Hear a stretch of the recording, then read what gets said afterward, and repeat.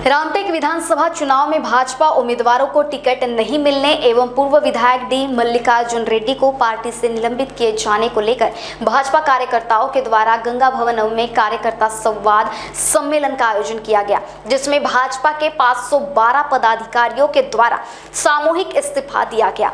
भाजपा से निलंबित पूर्व विधायक डी मल्लिकार्जुन रेड्डी पर संगठन के द्वारा की गई कार्रवाई को लेकर भाजपा कार्यकर्ताओं में भारी नाराजगी निर्माण हुई है।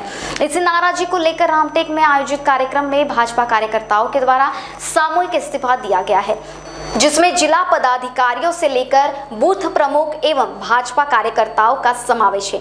ज्ञात हो कि पूर्व विधायक डी मल्लिकार्जुन रेड्डी ने कार्यकर्ताओं के कहने पर निर्दलीय चुनाव नहीं लड़ने की घोषणा की। महायुति उम्मीदवार संकट में रेड्डी वर्तमान समय में महायुति के उम्मीदवार के रूप में एडवोकेट आशीष जायसवाल को उम्मीदवारी दी गई, जिसमें पूर्व विधायक डी मल्लिकार्जुन रेड्डी ने पत्रकारों को संबोधित करते हुए कहा कि महायुति के उम्मीदवार संकट में आ गए हैं। तो भारतीय जनता पार्टी से निलंबन के कार्रवाई के समर्थन में यह मीटिंग चल रही है। मैं भारतीय जनता पार्टी का सच्चा सेवक हूँ, कार्यकर्ता हूँ। पिछले 28 वर्षों से भारतीय जनता पार्टी का काम कर रहा था। मुझे समझ में नहीं आता क्या सही बात करने के लिए कोई निलंबन की जाती है, चर्चा की जाती है, चर्चा करके उसका कोई सुझाव निकालना चाहिए, उसकी समस्या का समाधान होना चाहिए।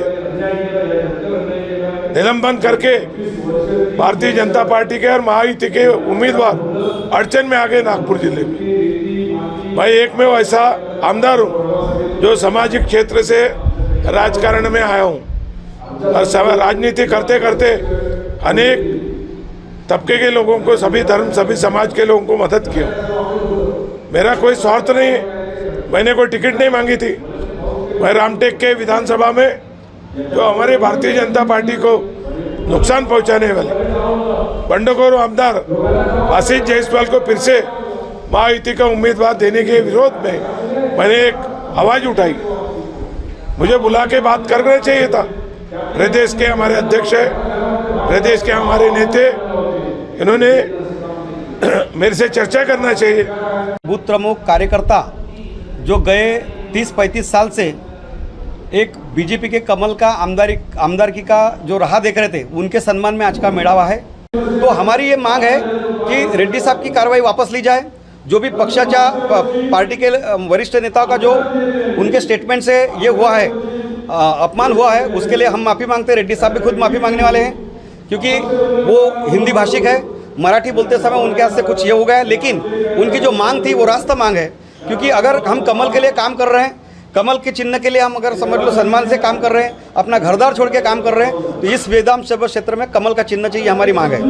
अभी भी बेबी फॉर्म डिस्ट्रीब्यूट नहीं हुआ है, इसीलिए हमारी मांग है हमारे महायुति से, हमारे फडणवीस साहब से, हमारे बावनकुळे साहब से कि ये कमल के टिकट को ये विधानसभा छूटना चाहिए और उम्मीदवार भी भाजपा परिवार में से रहना चाहिए।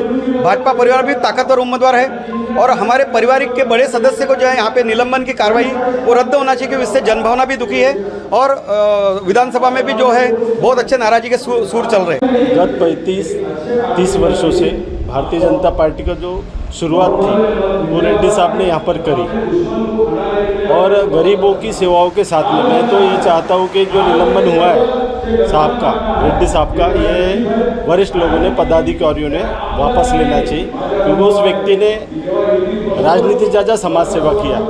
एम्बुलेंस से लेके गरीबों को पोशाक वितरण किए, किताबें वितरण करें और भी ढेर सारी सेवाएं। और विदर्भ में इतना मजबूत नेता भारतीय जनता पार्टी जो अपनी संपत्ति का नुकसान करके लोगों की सेवा का उनको नशा है, लोगों की सेवा ही उनका लक्ष्य है, मानव सेवा, ईश्वरीय सेवा उनका, इस मिशन पे वो काम करते हैं। मैं चाहता हूँ वरिष्ठों को पुनर्विचार करना चाहिए कि निलंबन का है, क्योंकि जो युति का कैंडिडेट जो अभी घोषित किए जायसवाल जी, ये व्यक्ति युति धर्म निभाने में अकार्यक्षम है।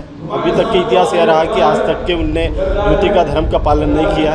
तो मैं ये चाहता हूँ कि उस व्यक्ति का टिकट जो घोषणा किया शिंदे साहब ने वापस हो और रेड्डी साहब को उस टिकट की घोषणा करी जाए। महान्यूज़ 7 के लिए पंकज चौधरी, रामटेक, नागपुर।